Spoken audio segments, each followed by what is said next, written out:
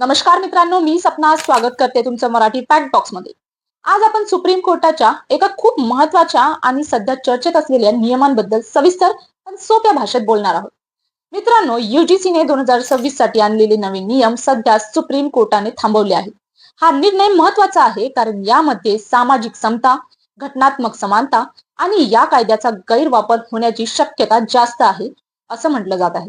आज आपण सोप्या शब्दात समजून घेऊया की युजीसीचा नवा नियम काय होता, त्यावर वाद का झाला, सुप्रीम कोर्टाने नेमकं काय म्हटलं आणि पुढे काय होऊ शकतं.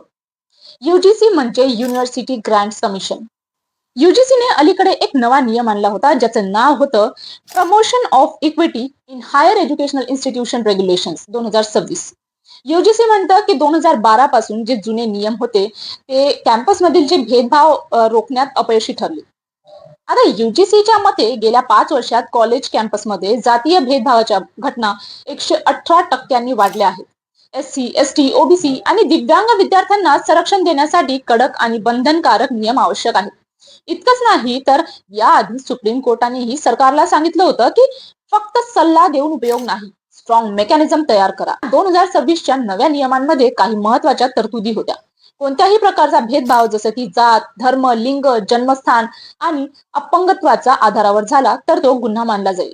प्रत्येक कॉलेज आणि युनिव्हर्सिटीत इक्वल अपॉर्च्युनिटी सेंटर असणं बंधनकारक करण्यात आलं. भेदभावाच्या तक्रारी इथे दाखल करता येणार होत्या. याशिवाय इक्विटी कमिटी स्थापन करण्यात येणार होती ज्यामध्ये एससी, एसटी, ओबीसी, महिला आणि दिव्यांग प्रतिनिधी असणार होते. ही समिती तक्रारीची चौकशी करून निर्णय देणार होती.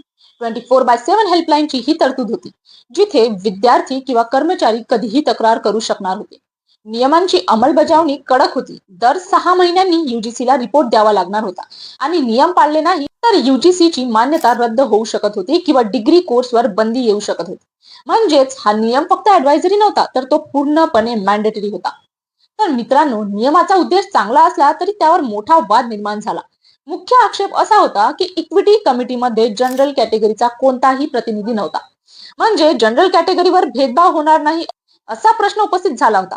दुसरा मुद्दा म्हणजे संविधानातील आर्टिकल जे 14 आहे, या आर्टिकल 14 मध्ये कायद्यापुढे सर्व समान असायला हवेत, पण हा नियम काही विशिष्ट गटांनाच संरक्षण देतो असा आरोप करण्यात आला होता.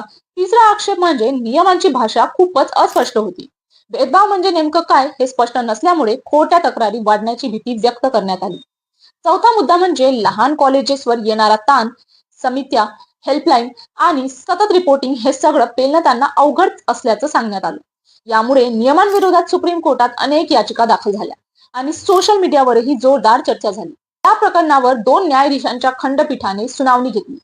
सीजीआय सूर्यकांत आणि न्यायमूर्ती मालिया बागची. सीजीआय सूर्यकांत यांनी स्पष्टपणे सांगितलं की या नियमांची भाषा अत्यंत अस्पष्ट आहे आणि जर कोर्टाने आताच हस्तक्षेप केला नाही तर याचे समाजावर धोकादायक परिणाम होऊ शकतो.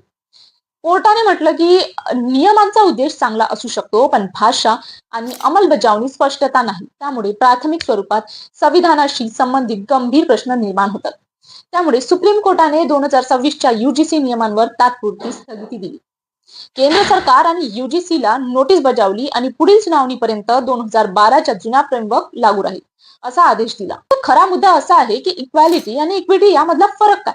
समर्थक म्हणतात की ऐतिहासिकदृष्ट्या वंचित घटनांना विशेष संरक्षण आवश्यक आहे आणि कायद्याचा गैरवापर होऊ शकतो म्हणून कायदा रद्द करण्यात येत नाही.